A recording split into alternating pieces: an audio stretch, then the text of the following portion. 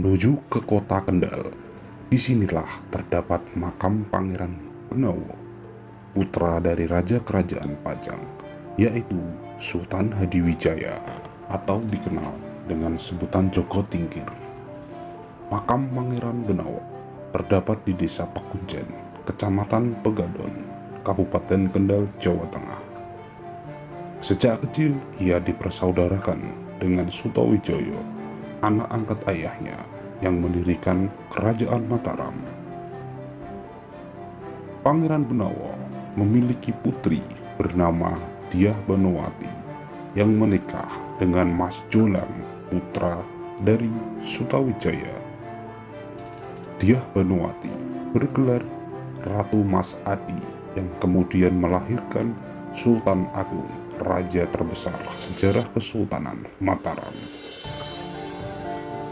Selain itu, Pangeran Benawa juga memiliki putra bernama Pangeran Radin yang kelak menurunkan Yosodipuro dan Ronggowarsito, pujangga-pujangga besar Kesunanan Surakarta. Setelah Sultan Hadiwijaya meninggal, mestinya yang berhak menggantikan kedudukannya adalah Pangeran Benawa yang merupakan putra mahkota. Namun, kenyataan berkata lain. Menurut Sunan Kudus, Aryo Panggirilah yang berhak karena merupakan putra tertua, meskipun putra menantu dan karena dia juga putra Sunan Prawoto, Raja Demak keempat. Dikarenakan Sunan Kudus tetap berpegang pada pendapatnya, maka Pangeran Benawa harus rela menempati jabatan baru sebagai Bupati Cipang Panolan. Mungkin peristiwa inilah yang disebut bahwa Pangeran Benawa sakit penggalihipun. Kemudian Aryo Panggiri dinobatkan sebagai Raja Pajang. Namun tidak berselang lama, karena dalam kepemimpinannya banyak menyengsarakan rakyat sehingga tidak disukai oleh banyak pihak. Dikarenakan banyak desakan, maka Pangeran Benawa atas pertimbangan saudaranya Senopati Sutawijaya merebut kembali kerajaan Pajang dari tangan Aryo Panggiri.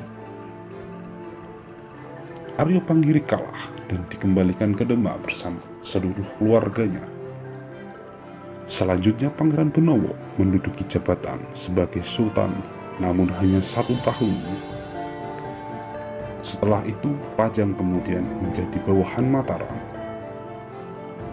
Dalam babat Tanah Jawi, bahwa Pangeran Benawa setelah hanya bertata 1 tahun pergi ke Sedayu, Jawa Timur, kemudian menuju ke barat dan sampai di hutan Pukulan, daerah Kendal bersama para pengiringnya, yaitu Kiai Bahu, Kiai Wiro, dan 2 lagi tidak diceritakan namanya. Selama di hutan itu, Pangeran Benawa merasakan sejuk hatinya melihat padang yang luas, sedang tanahnya baik dan rata. Hanya saja tempat itu tidak ada sungai. Pangeran Benawa memberitahukan kepada sahabatnya tentang tidak adanya sungai itu, dan mereka mengatakan memang sebaiknya Pangeran Benawa membuat sungai.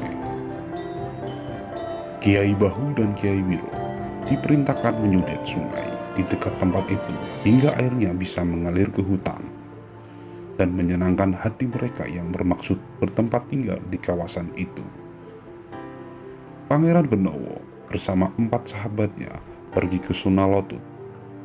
Mereka menjumpai tempat yang agak datar dan memudahkan air mengalir. Kemudian Pangeran Benawa menyudet sungai itu dengan menggunakan tongkatnya. Aliran sungai itu mengalir ke arah timur laut sampai di hutan yang akan dijadikan pemukiman mereka. Waktu itu kebetulan sudah masuk waktu subuh. Pangeran Benawa bermaksud berhenti di tempat itu untuk melanjutkan sholat subuh. Azan subuh dilakukan sendiri oleh Pangeran Benawa. Mendengar ada suara yang menjawab azan yang diucapkan. Suara itu datang dari lurus dari arah timur, tempat Pangeran Benawa melaksanakan sholat subuh.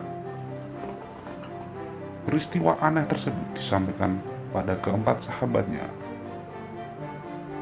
Oleh Pangeran Benowo kemudian diperintahkan kepada para sahabatnya untuk mencari di mana asal suara yang menjawab adanya. Namun mereka tidak menemukan apa-apa, hanya menemukan 3 buah makam dan ketiganya bernisan batu.